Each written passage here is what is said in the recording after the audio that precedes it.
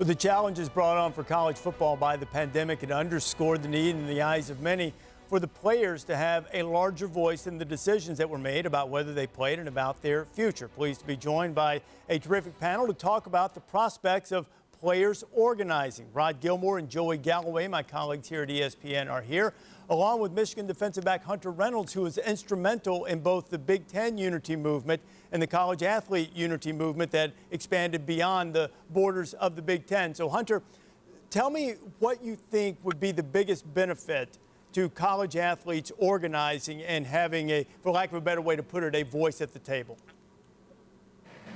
I think just college athletics in general, you know, the only way that they work is with the college athletes. And the fact that there have been so many decisions that have been made in the past that just haven't had our consultation, you know, no one's asked us for our input, asked us for our opinions.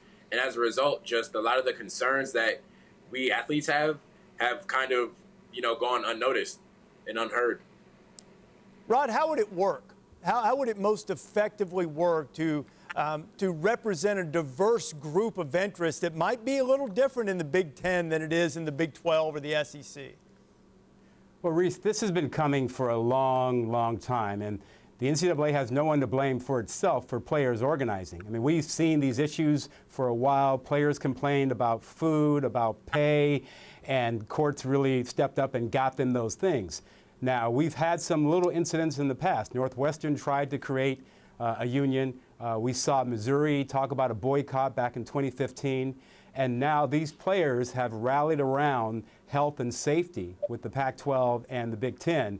And how would it work? Well, as you limit your issues, if you get enough players to stand behind you on what you feel is important, you can hold the group together. One of the biggest challenges for a player group like this is the turnover each year and losing people. But these two groups right now, they have young people involved, and if they can rally around a couple of issues and hold that group together, then they will try and get a seat at the table and force the conferences to recognize them. And if they get a seat at the table, then we're on our way to having what we need is a true partnership in college athletics. I think when we talk about a seat at the table, on the back end of a pandemic, I don't understand how that would work. What seat, what decision would they be involved in? Like, I think there are issues here, Rod, and you mentioned whether it's food, whether it's facilities, those kind of things. I get it. Players should be represented, should have a voice. When it comes down to medical decisions, and I don't care if this is on an NFL level, on a college level, on a high school level, players don't get a voice, coaches don't get a voice, athletic directors don't get a voice. The medical world makes these kind of decisions, and there's a reason for that. Athletes and even coaches are programmed to play through broken bones, to play through tears and muscle issues, and even back in the day they were programmed to play through concussions, and all that goes the wrong direction. And so I do believe that there is a place for players to have a seat at the table in a lot of discussions and a lot of decisions. I don't believe that place comes in a space where we are dealing with a pandemic and the decisions being made during this pandemic have to be made by the medical field. I disagree with you on that, Joey, and let me give you a good example of that. So we know that in the NBA, for example, in dealing with this pandemic, that they're doing daily testing for the protection of their players, and that the colleges, on the other hand, decided to do a lesser amount of testing because that fit their fiscal budget. Now, if the players had their own medical advice and their own professionals advising them, they would insist on daily testing. So it's not just simply the right of the colleges to tell them what they think is best for them. It's important for the players to have their own advice as to what protects them best. And the NBA is a pretty good example of that when it comes to medical advice. Hunter, how confident were you? I want to get Hunter in here right quick, Joey. I promise I'll come back to you because I think you bring up some great points. Hunter, how confident were you in the protocols that have been established at Michigan during the time when you were advancing to try to play? So at Michigan, I was extremely confident in everything we were doing throughout the course of the summer. You know, we were doing testing pretty frequently. We were doing temperature checks every day, social distancing, practicing with masks on. My big issue was that in speaking with players at other Big Ten schools, we found that those same protocols weren't being enforced everywhere, and that a lot of schools were doing things a lot differently, which we felt could contribute to, even though we're doing the right thing, you know, a school that we play who's doing the wrong thing could end up, you know, causing an outbreak on our team. Joey, you jump in and react to Hunter and to what Rod said as well. Well, it's interesting, Rod. You're talking about the NBA, and we're talking about a limited number of teams with a limited number of players that can all get in a bubble in one place. So now we're talking about college football, 85 players on a team. What is it, 125 to 130 different programs across the country that can't go get in a bubble, that can't get together. And so, again, what you're saying, I get. But to compare that to the NBA and what the NBA has been able to do doesn't make any sense to me. And so, because of the situation that happened in the past, and I was a part of it, Rod, and so were you, when players had concussions, and you've been on those sidelines, Rod, when those players would get in fights, and I'm talking literally get in fights to get their helmet back, to go back on the field and play football. And we all see how that ended. And I'm not even talking about the lawsuits that came. I'm talking about the lives that were ruined because of that idea. And so when we talk about a pandemic and we talk about player safety and player health, I do not believe that you go to the player for that decision, because the player is programmed to go, go, go, because we feel as if we are invincible. And so I lean heavily on the medical profession to make those decisions. Now, there are plenty of other decisions. You mentioned them earlier when you're talking that I do believe we can get players involved in, but that one, anything medical, I don't get it. Yeah, you know, you raised some fair points, Joey, and I agree with that the players shouldn't be making these decisions. No, my point is twofold. One, there's nothing wrong with the concept of a second opinion. We all respect that. We all like that. It's necessary in the medical profession. Yes. And this is essentially what players are looking for. When you are creating rules for how you protect and provide safety for players, there is no one at the table representing the players' interest. It is incumbent upon them to have their own representative, whether that is a doctor talking about, listen, you need to test daily for players and remove costs from it. This is what should happen. And then if they choose not to do that, then the players have to decide if they want to accept that. And as far as when issues and medical things come up, I mean, you and I both know that sometimes we get concerned that the doctors are too aligned with their teams or their conferences, and the players want some independent body to tell them, hey, this is the right thing for you, you should have this surgery or not. That's all we're talking about. It's just that someone who is devoted and loyal to the players about their interest, and there's no question about that loyalty.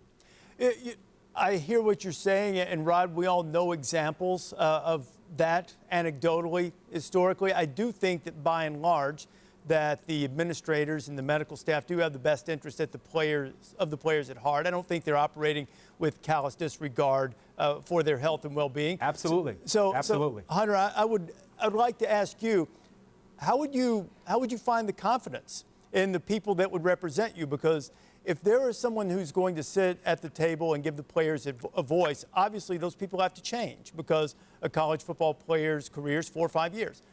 How would you be able to find, as you've studied this, how would you find someone that you knew representing the best interests of the players? So, I mean, it's really like kind of any, I guess, collegiate organization works. So, you know, myself, I'm currently a senior, gonna have a 5th year of eligibility. So I have 2 years left.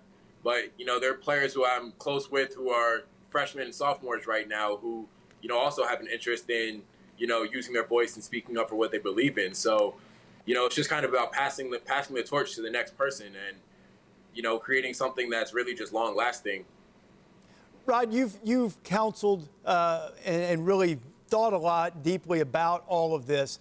How would that work? How would you establish somebody and not just wind up with yet another bureaucracy looking out for its own self-interest as opposed to looking out for the players? Yeah, the thing I'm focused on, Rece, is that, the NCAA and each conference, they hire their own professionals, whether they are lawyers, doctors, consultants. They help them understand things and reach decisions. And that's not happening for the players. When you're in the NFL, the Major League Baseball, you get that kind of professional advice. College players need that as well. They need to have the ability to hire the lawyers, the consultants who will help negotiate and advise them of the risks that they're about to undertake or the benefits that they should be seeking and what is practical, as opposed to, hey, this is what the other side tells me that I should get and I should be happy with. That's all we're talking about, having someone professional alongside them to help them reach their decisions and, if need be, to bargain and negotiate. And I will say this, that is something that the Pac-12 and the Big Ten, I believe, completely want no part of, and I believe that was a factor in their decision to step away from playing the season. Not that it was bigger than the health issue, but I believe it was a factor in their decision making. I think it's interesting, Rod. I have yet, and maybe you've heard other people speak on this, but I have yet to hear any of the athletes, especially here in the Big Ten, that were unhappy with the way their teams were handling the pandemic and what their team was doing from a health standpoint, as far as the testing, as far as the cleanliness, as far as all of the steps that they were taking to make sure that they did their best possible effort to protect these kids when they were in their care. And so when we talk about, second opinions and doctors, look, when I played in the NFL, every single time I had an injury, whether it was ACL construction on both knees, groins torn, whatever, I would go get a second opinion from a doctor outside of the organization that wasn't paid by the organization, because I was worried about the information being in favor of the team as opposed to in favor of what's in my best interest. And so when we talk about this situation, though, this is completely different. This is a situation where you hear these kids say, look, as a team, they were doing everything they could to keep us safe and keep us healthy. The part where that breaks down is when the presidents, along with the commissioner, made a decision that it was not safe to play football beyond that point. And so then there was the issue in, we don't believe that that was the right decision. So I don't know what second opinion or who steps in to represent, because, for example, in this case, the Big Ten and the Pac-12 would necessarily have a different argument and a different feeling and need a different representation than the kids in the ACC, the SEC, in the Big 12 at this time. And so I think that's why when we talk about the amount of schools, the amount of players, the amount of turnover, and the ability to get together and get representation for all of these people in a situation where every single conference is in a different situation and the decision is why they're disgruntled, I don't know how you pull that off and make it make sense and make it last. Hunter, when the decision was made that you guys were not going to play, a number of players got together on a call to try to get a groundswell of support for playing. What was that like, and what was your part in that? The call was pretty much amongst players in each. There were players that represented each Power 5 conference, players in the Pac-12 who were part of their movement, players in the ACC, SEC, Big 12 as well. And, the call was really just because there was a lot on social media. There was a lot of kind of disagreement amongst the public on what different movements meant. We had Big Ten United, you had We Are United from the Pac-12, and then Trevor Lawrence when he tweeted, "We want to play." There was just a lot of clashing going on social media, and we really felt that after discussing it, that we were all trying to say the same things, just in different ways. So that call was really just a opportunity for us to figure out a way to kind of make our messaging more concise and figure out a way to, make it so everyone realizes that players wanting to play and players wanting to play safely, they were they didn't go against each other. So, you guys down in the ACC, the SEC, they're tweeting we want to play, but that didn't mean that they wanted to play with, lackluster safety standards or anything like that. Hunter, I'm curious as to whether you believe that the player organization can continue and go forward even though the Big Ten and the Pac-12 aren't playing. Can you guys sustain this? And I do know that being a part of change and the concerns that you guys have had about systemic racism and social justice was a part of pulling this all together. But is that enough? And can you guys sustain your organization over time around those things? I think we can. Just, seeing everything that's going on in America, these are issues that aren't going away. So, I think we have the opportunity now, even that since we're not playing, we have the opportunity to communicate even more, to, really dedicate time to crafting a plan and a way forward on how we're going to attack these different issues. Hunter, I was wondering, how do you get so many players? Like you mentioned Trevor Lawrence, and I know Justin Fields has also been vocal, but there are so many guys that play college football. To have unity amongst that type of group and to find, I don't know if it's a person or a group of people that are going to be able to bring this group together, how do you pull that off and get to a situation where now we actually have somebody? Because when we talk about a seat at the table, there has to be either a person or a group of people that go to that table and sit in that discussion, and that all of these players feel comfortable with their voice being represented. How do you get that person or that group of people? It's really just about having, the large conversations. Nowadays with social media, it's really easy to, contact people. It's really easy to see what people are saying. So, I can't speak for everyone, but I just know for me personally, social media this summer has allowed me to see different players across the country who have been willing to speak up and use their voice for positive change. And seeing that, makes it easy to, pinpoint a guy here in, this conference in school, or pinpoint a guy in that conference in school, and, really look to him for leadership. Hunter, I'm curious, given the desire to have players' voices heard, what would your voice advise a players' council about the prospect of playing a spring season or winter season followed by a fall season, two seasons in one calendar year? I think, obviously it's never been done before. So I think, the planning would need to start immediately, and it needs to be something that every step of the way has, like I said, player consultation, because two seasons in a calendar year can be extremely taxing on the body. And, just from that standpoint, we need to make sure that players feel comfortable putting themselves at that kind of risk. Gentlemen, great discussion. I appreciate your time and your input. Thanks, Rece. Thank you. Thank you.